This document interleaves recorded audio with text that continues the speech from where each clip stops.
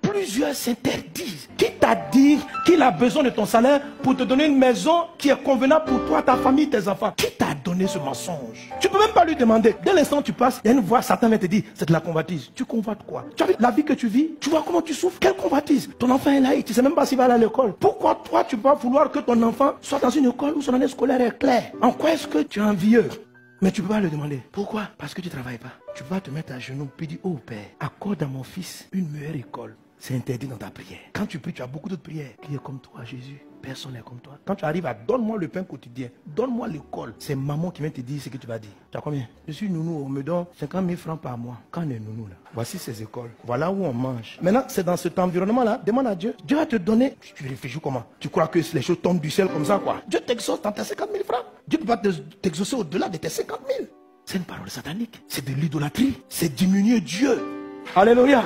Alors, je comprends pourquoi Dieu dit dans le livre de Jacques, il dit vous demandez, vous n'obtenez pas parce que vous ne demandez pas. Il dit, je me dis, mais les chrétiens demandent. Il dit, mon fils, les gens ne demandent pas. Il y a des prières qui ne peuvent même pas franchir le bout de leurs lèvres. Et j'étais pareil. Ça m'a fatigué pendant longtemps. Ma femme était là. Là, j'avance. Je n'ai pas de maison. Je suis un locataire. Ma femme me dit, mais quel jour on sera propriétaire? Je dis, ma chérie, viens. Regardons la réalité des faits. Observons nos entrées. Acheter une maison au minimum. Regarde le nombre d'enfants qu'on a. Mais je n'ai pas compris pourquoi je dis toujours le mot acheter une maison. Parce que je pense qu'une maison s'achète toujours. Qui me dit que Dieu est obligé de passer par l'argent? Et j'étais là et quand je raisonnais avec elle, devant les hommes, j'avais raison. Mais Dieu avait envie de me gifler. À un moment donné, il dit, mais ta femme a raison. Tu dis, mais demande-moi. Et j'ai osé. Merci Seigneur pour la maison que tu me donnes.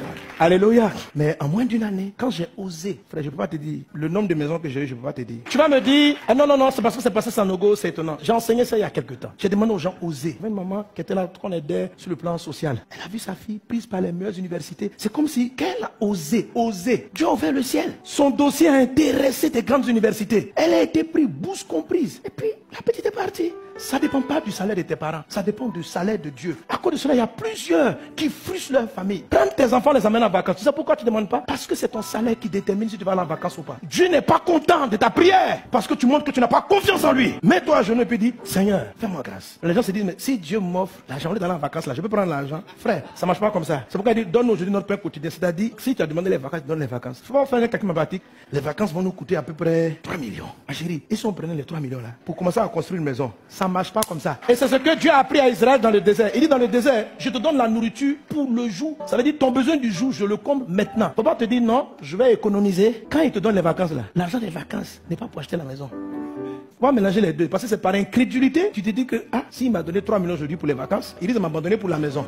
Donc, je vais le blaguer, je vais dire vacances. Et quand il dit vacances, il me donne l'argent. Il ne va pas te donner l'argent. Il ne va pas te donner l'argent. Il te donne le pain quotidien. C'est-à-dire que le pain là, c'est pas un pain généralisé. C'est un pain précis. Dieu est Dieu. Il est au-dessus de tout. Arrête.